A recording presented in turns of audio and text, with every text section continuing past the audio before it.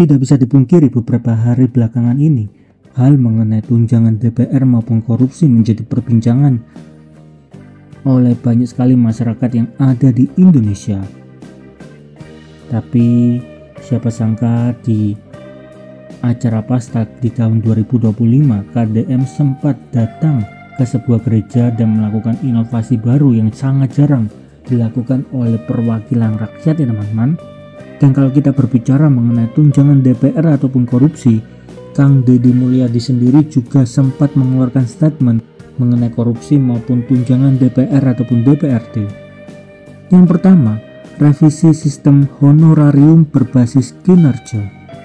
KDM menekankan bahwa honorarium anggota DPRD seharusnya berdasarkan kehadiran dan kinerja, bukan diberikan tanpa dasar. Hal ini menyindir karena banyak sekali yang mendapatkan gaji tapi tidak datang ke kantor ya teman-teman.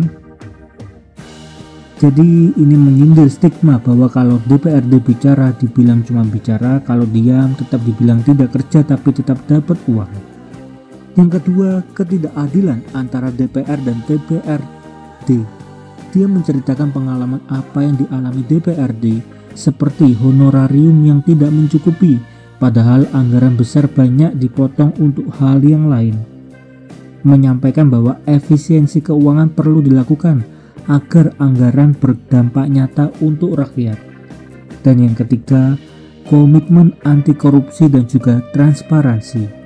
KDM menghadiri rakor pencegahan korupsi bersama KPK dan mendatangani komitmen anti korupsi dengan Ketua DPRD Jawa Barat. Hal ini merupakan bagian dari upaya memperkuat integritas pemerintahan. Satu sisi KDM juga sempat di bulan Pasca di tahun 2025 hadir di salah satu gereja yang ada di Indonesia. KDM tampil dalam ibadah Pasca di gereja GBI Bethel di kota Bandung. Pada saat itu terdapat poin-poin yang cukup menarik seperti yang pertama, KDM hadir dan memberikan sambutan bertema refleksi kehidupan dan kepedulian sosial dalam acara Pasca tersebut. Yang kedua, pesan kemanusiaan dan lingkungan. KDM menyampaikan isu soal kemanusiaan dan kepedulian terhadap lingkungan, menekankan bahwa perayaan Paskah bukan hanya perayaan agama tetapi juga panggilan untuk menjaga sesama dan juga lingkungan hidup. Yang ketiga, makna dalam dari filsafat bumi, di mana KDM menegaskan bahwa kehidupan spiritual harus terhubung dengan tanggung jawab terhadap lingkungan di dunia nyata. Hadirnya KDM ataupun Kang Deddy Mulyadi di gereja menjadi poin penting dalam bentuk toleransi.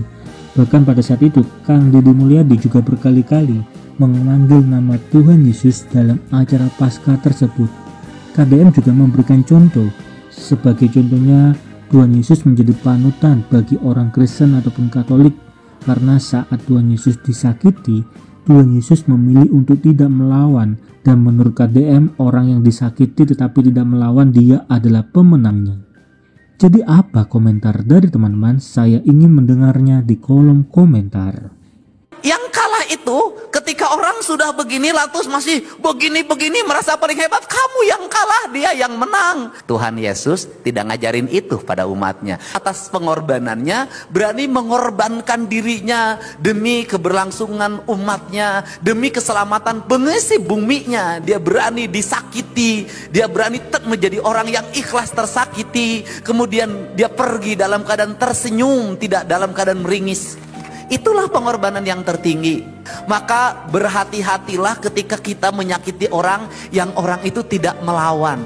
Hati-hati. Kenapa? Dialah pemenang dari sebuah pertarungan.